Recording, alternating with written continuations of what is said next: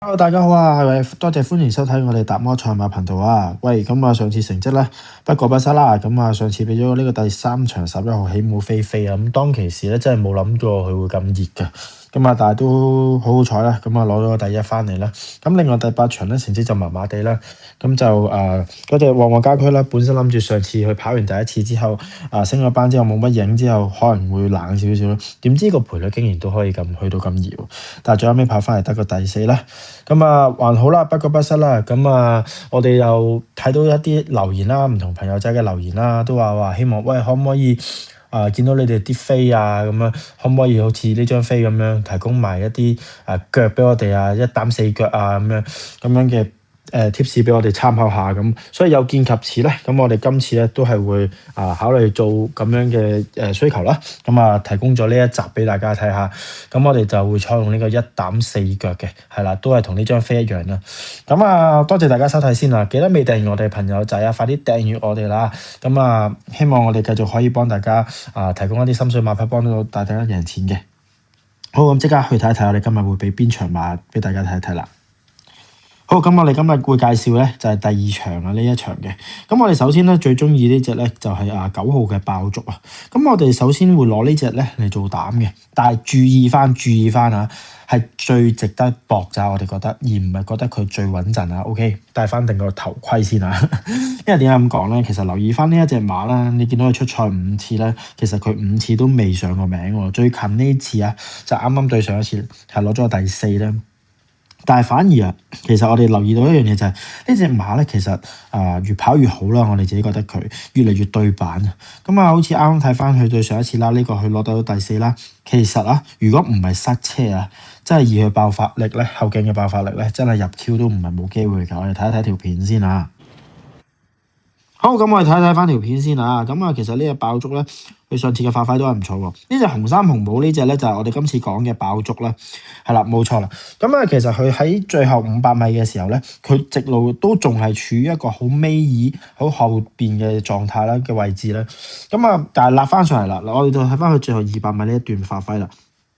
其實咧，佢呢一隻馬咧，去到呢度150米左右咧，佢都仲有失啦，推入去，再推翻出嚟，佢先至掙翻啲位置出嚟。而佢喺最後呢個直路嘅時候咧，佢係由尾二嘅位置咧，咁一嘢追翻上嚟，殺翻晒，殺到去第4啦。後邊嗰紮馬全部俾佢冚過咗。其實佢上次呢一個表現咧，都係相當之唔錯噶啦，我自己覺得。咁我哋再睇翻啦，咁上次佢對緊咩對手咧？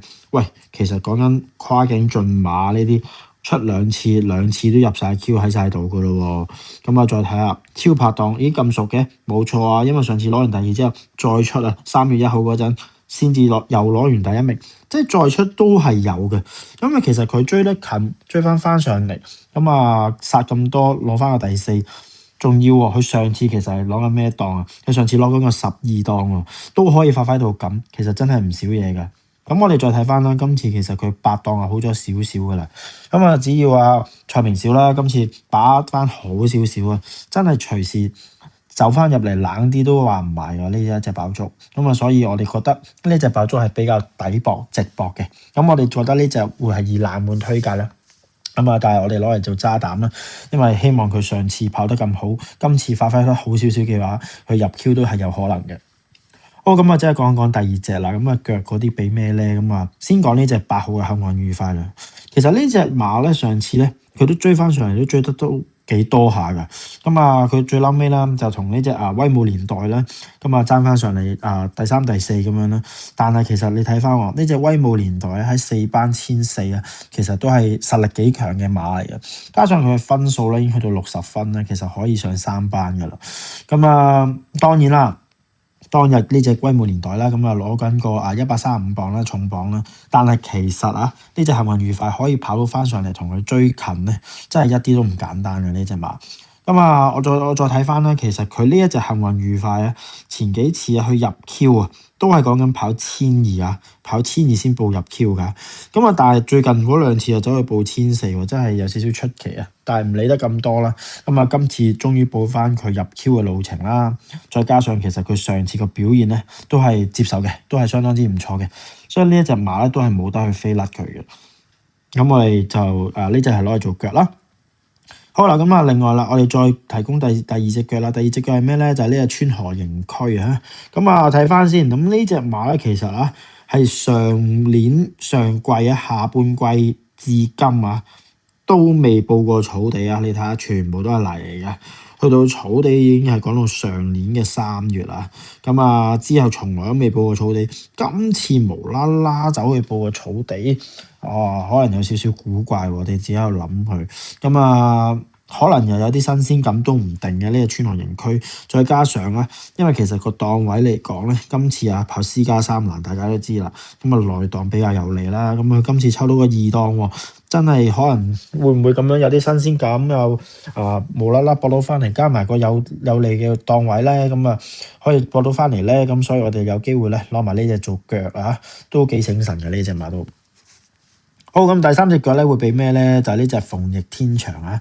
咁啊，其實呢隻馬咧，我睇翻上次142倍跑到翻嚟啊，追到個第5啊，輸俾嗰啲馬啦，都唔係差嘅馬嚟㗎。我哋睇翻啦，其實佢輸俾咩馬咧？嗱，精英高球呢啲咧，其實你睇下出兩次都入 Q 㗎啦。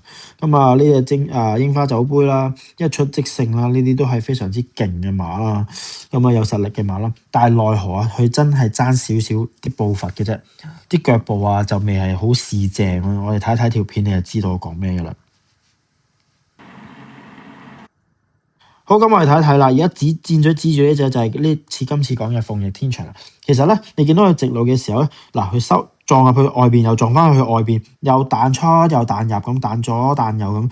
嗱，佢彈咗差唔多成80米啊，差唔多去到差唔多直路100米度啊，佢先至去修正到嗰隻馬咧嘅馬身啦，先至可以修正到去向前追。但係可惜啦，都已經係姍姍來遲啊。